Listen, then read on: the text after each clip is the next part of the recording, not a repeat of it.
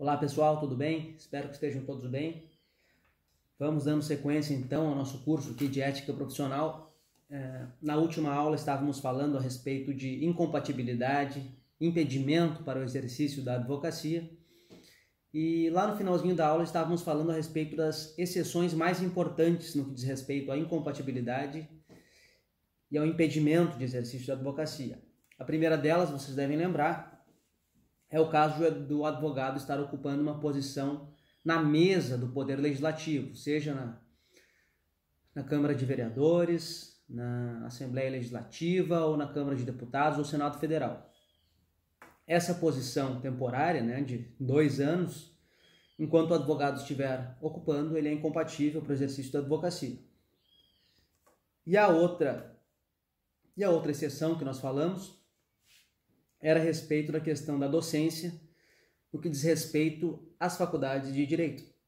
Então, o professor de Direito, ou o coordenador, ou o diretor de uma faculdade de Direito, ele não fica impedido de advogar, mesmo contra aquele ente que o remunera. São as duas exceções mais importantes e que eventualmente vão cair no exame de ordem ou vão cair nas provas aí que vocês encontrarem pelo caminho. Há ainda mais 4 exceções, pessoal. Vamos começar a aula de hoje falando sobre essas 4 exceções, para que depois nós falemos do tema principal da nossa aula, em que nós vamos começar a falar sobre os direitos dos advogados. Então, a terceira exceção que nós vamos falar aqui é a respeito do procurador-geral. Vocês devem lembrar que nós falamos também lá que os procuradores são impedidos de advogar contra o ente que os remunera. Então, se há um procurador federal, ele não pode advogar contra a União. O procurador do município não pode advogar contra o município. Agora, também há uma exceção aqui a esse impedimento relativo. Porque no caso da Procuradoria Federal, por exemplo, nós temos vários procuradores federais, não da carreira do Ministério Público Federal, né, gente? Estamos falando aqui da advocacia, dos advogados públicos. Então, esse procurador-geral federal, um deles será designado para o cargo de chefe dos procuradores. Então, há uma série de procuradores, mas há o chefe dos procuradores. Esse chefe dos procuradores, ele é impedido de advogar não só contra o ente que o remunera, a União, mas contra qualquer ente da administração pública. Então, é mais uma exceção que nós temos. Isso acontece também em nível federal, estadual e municipal, tá bem? Então, aquele que é o procurador-chefe, ele tem um impedimento total, ele não pode advogar. Tranquilo? Beleza. Vamos lá para a 4ª. Nós falamos também a respeito da incompatibilidade para o exercício da advocacia em relação àquelas pessoas que assumem algum cargo de direção numa instituição como a ANAC, por exemplo, a Agência Nacional de Aviação Civil. Mas deixamos claro lá que essa incompatibilidade é para aquelas pessoas que têm um poder de voto, um poder de mando, esse cargo de direção que efetivamente atribui poderes a ela, decisórios. Essa é a regra, o diretor é incompatível. Agora, se a questão lá deixar claro para vocês, ou se na vida prática de vocês se depararem com essa situação, aquela pessoa que tem um cargo de direção, mas esse cargo de direção não dá para ela esse direito de voto, esse poder de mando, aí ela não fica impedida de advogar. A ocupação desse cargo de direção, que é só direção basicamente no nome, né, gente? É um diretor, mas não tem o poder efetivamente. Então essa pessoa não é incompatível, essa função não é incompatível com o exercício da advocacia. Importante registrar que se a questão não fala nada e fala só em cargo de direção, vocês devem marcar a alternativa que diga que é incompatível. Agora, se essa questão especificar que é um cargo de direção, mas que a pessoa que tem esse cargo não tem poder nenhum, nem de decisão, nem de mando, nem de veto, nem de nada, bom, aí não é incompatível, tá bem? 5ª, questão do juiz eleitoral. Pessoal, a pessoa que está desempenhando uma função provisória, na justiça eleitoral como juiz, se for um magistrado de carreira, vai receber aquele salário que recebe já, normalmente, do Estado, e vai receber um bônus da justiça eleitoral. Há lá também na justiça eleitoral um espaço para que advogados exerçam essa posição de juiz eleitoral. Nesse caso, até por uma questão de paridade, os advogados também eles podem seguir advogando e ganhando esse bônus da Justiça Eleitoral por exercer essa função de magistratura lá naquela esfera da Justiça. Qual é a exceção para esses advogados? Não pode advogar em causas eleitorais. Tá bem, gente? Então, quem está exercendo esse mandato, essa função provisória de magistratura lá na Justiça Eleitoral, não pode advogar em matérias de direito eleitoral na Justiça Eleitoral, por óbvio. E, por fim, o sexto, a questão dos juizados especiais. No que diz respeito ao juizado especial civil e ao juizado especial criminal, aqui não estamos falando de magistrado, né, gente? Estamos falando daqueles advogados que ocupam eventualmente essas posições, a gente sabe que isso é possível.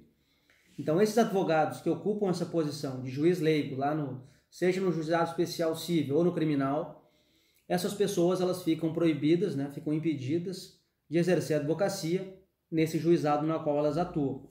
E que no que diz respeito ao juizado da Fazenda Pública, o advogado fica impedido de advogar contra qualquer ente, tá bem? O advogado não pode atuar em nenhum juizado. Então tá. Agora vamos para a segunda parte da aula, que é a parte central dessa nossa aula, que são os direitos do advogado. Vamos começar aqui pelo artigo 6º, pessoal. O artigo 6º do Estatuto da Advocacia é o artigo que vai nos dizer que não há qualquer tipo de hierarquia entre advogados, promotores de justiça, ou membros do Ministério Público em geral, seja estadual ou federal, e magistrados de qualquer ordem. Então essa é uma questão, parece banal, mas é importante, porque demarca uma posição. Então nós temos que ter essa compreensão muito clara de que todos esses, magistrados, membros do Ministério Público e advogados, são essenciais, né, para a administração da justiça. Então não há qualquer tipo de hierarquia entre essas três classes. Isso é importante porque dessa compreensão vai decorrer uma série de outros direitos, uma série de outras questões que a gente vai verificar agora no artigo 7º, tá bem? Então vamos lá. Artigo 7º, direitos e deveres dos advogados. Vamos lá bater inciso por inciso. Vamos falar aqui dos primeiros 10 incisos nessa aula de hoje. Então lá no primeiro, a gente vai falar sobre a advocacia poder ser exercida de uma forma ilimitada em todo o Brasil. Aqui, gente, vamos relembrar um pouquinho do que nós falamos já a respeito dos tipos de inscrição, né? Se a questão da prova de ordem, se a questão que vocês encontrarem falar a respeito desse exercício limitado, se perguntar, a advocacia pode ser exercida ilimitadamente em todo o Brasil? Bom, a gente já percebe que sim, a resposta é sim, né? Porque não está falando daquelas modalidades, daquelas outras questões, daqueles outros requisitos de inscrição, no caso de o advogado advogar em mais de 5 processos em um outro estado da federação. Regra geral, o advogado pode advogar em qualquer lugar ilimitadamente. A gente tem que ter em mente isso.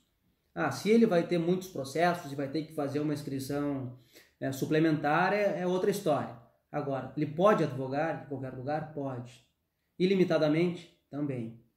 Claro, se a questão aprofundar, a gente vai pensar naquela outra parte lá, naquela questão das inscrições em outras seccionais. Mas, nesse primeiro momento aqui, falando em direitos dos advogados, a gente tem que o advogado pode advogar ilimitadamente em qualquer lugar do Brasil. Segundo lá é um desdobramento do artigo 5º, inciso 11 da Constituição, que fala da inviolabilidade de domicílio. Aqui, no caso dos advogados, por uma questão legal também específica, o escritório profissional é inviolável. Todos os instrumentos de trabalho do advogado também, por consequência, também o são. A exceção é se houver uma ordem judicial. E havendo essa ordem judicial, né, para que se proceda essa quebra da inviolabilidade do escritório, é preciso que haja um membro da OAB lá. Seja um membro da diretoria, seja um membro do conselho, mas quando do exercício lá é importante que haja esse membro da OAB acompanhando, tá certo? Em relação aos documentos dos clientes, a qualquer tipo de informação, de questão relativa aos clientes do advogado. Bom, só é permitido também, por um desdobramento, se esse cliente houver uma suspeita, né, algum indício de que esse cliente estaria cometendo algum delito em coautoria ou em participação com o advogado que está sendo investigado e para o qual o mandado foi destinado, tá certo? Então a regra é o escritório é inviolável, exceto fora aqueles casos de calamidade, né, gente, de flagrante, desastre ou socorro, só se houver um mandado judicial. Às vezes vem na questão alguma coisa como um pedido ou um mandado da autoridade judiciária, mas aí cairia muita gente, né? Ficaria muita gente, delegados, promotores de justiça, e não é isso. Tem que ser autorização judicial, isto é, emanada por um magistrado, né? Por um membro do Poder Judiciário, por um juiz. Tá certo, então? E aí a questão dos clientes, em regra não pode também, mas se houver uma suspeita, um indício de coautoria, aí pode. Terceiro, em relação à comunicação com os clientes em qualquer estabelecimento prisional, seja uma penitenciária regular, seja lá numa prisão dos órgãos das Forças Armadas, mesmo sem procuração. Por uma questão óbvia, né, gente? Se a pessoa está lá presa, por exemplo, se ela foi presa e não teve contato com ninguém, como é que o advogado vai ter a procuração dela, né? Então é um direito que essa pessoa tem. E vejam que em situações extraordinárias, como o estado de sítio, por exemplo, ou em tempos de guerra, até se pode relativizar isso em alguma medida, mas apenas para familiares. Em relação ao advogado, nunca se pode quebrar, nunca se pode decretar a incomunicabilidade. Isso é vedado. É um direito do advogado se comunicar com o seu cliente em qualquer tipo de situação, mesmo sem procuração, certo? Inciso quarto diz respeito à prisão do advogado e há duas hipóteses principais aqui. Primeiro, se for um delito em flagrante e inafiançável e mais no exercício da advocacia. Isso é, o advogado se vale da posição de advogado. É aquilo que nós já falamos antes lá a respeito do crime infame, né, gente? É aquele que viola a categoria profissional. Que causa uma má fama para a categoria dos advogados. Nesse caso, se for no exercício da advocacia, esse delito em flagrante e inafiançável, é preciso que haja um representante lá da Ordem dos Advogados do Brasil, acompanhando todo o ato da prisão, tá certo?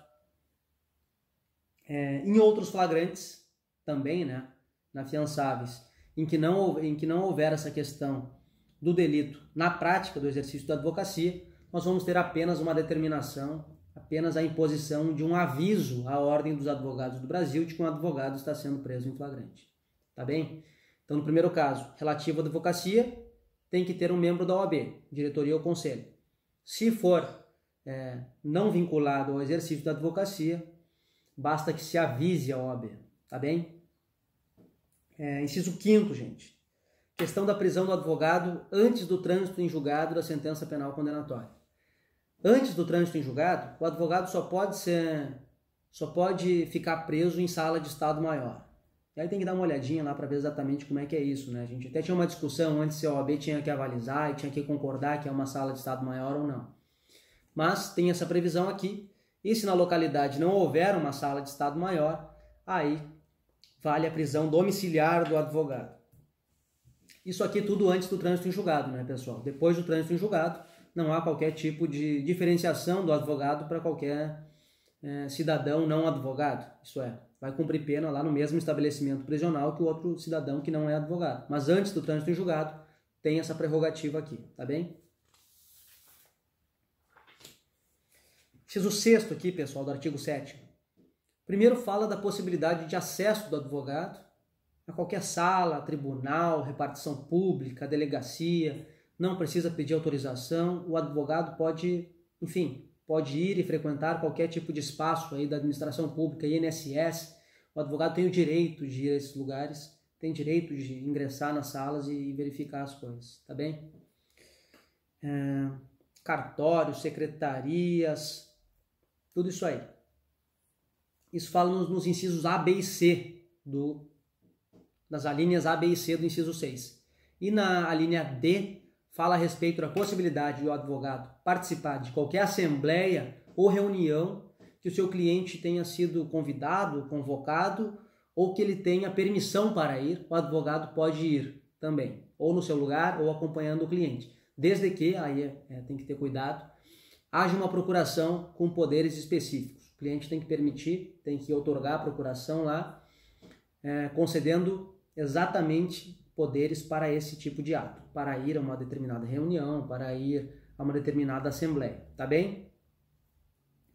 Se a questão não fala nada sobre isso, em geral pode, né, pessoal? Mas se perguntar alguma coisa relativa à necessidade dos poderes especiais, nesse caso da linha D, é preciso que haja na procuração, tá bem?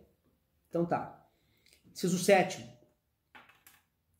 Nessas repartições, nas salas de audiência, nos julgamentos, no tribunal, onde quer que esteja, o advogado tem o direito de permanecer, ficar em pé ou sentado, como melhor lhe aprouver, e de retirar-se sem pedir licença. Parece coisas banais, né, gente? Mas eu acho que até por um melhor funcionamento mesmo do aparato judiciário como um todo, ou da administração pública, o advogado não tem que ficar interrompendo o que quer que seja para pedir licença, ou mesmo não precisa mostrar essa reverência, até porque, como nós vimos lá no artigo 6º, não há qualquer tipo de hierarquia. Então, o advogado pode permanecer em pé ou sentado, pode sair sem pedir licença, retornar, enfim, não há uma fiscalização. O advogado não é um subordinado, não é submisso ali naquela situação. Então ele tem essa liberdade. Inciso 8º, o direito de falar com magistrados em salas e gabinetes.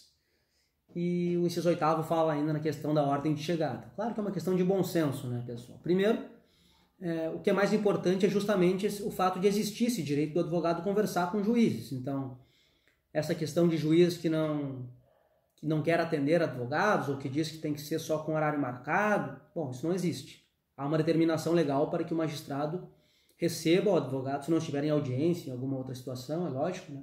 Mas para que o magistrado receba o advogado, se for vários advogados, tem que receber todos, e é por uma questão legal, né? Mas até de bom senso e lógica, aí funciona aqui a questão da ordem de chegada, tá bem? O 9º foi vetado, e o inciso 10 fala da possibilidade do advogado, em todas essas situações, fazer uso da palavra pela ordem.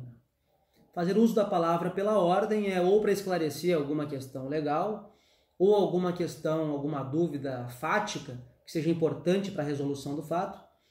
Pode ser que, por exemplo, numa sustentação oral, os magistrados estejam com dúvida lá a respeito de um determinado fato, como é que foi exatamente, porque não lembram. Bom, o advogado já está ali fazendo a sua sustentação, ele pode pedir a palavra pela ordem, vai dizer lá, pela ordem, excelências, essa questão é assim, assim, assado.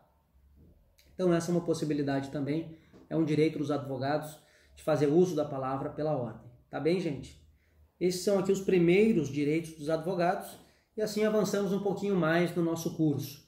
Com aulas curtas, aulas pontuais e espero que vocês estejam compreendendo bem e que estejam se preparando e estudando, porque logo teremos aí uma atividade para verificar e para avaliar os conhecimentos de vocês, tá bem?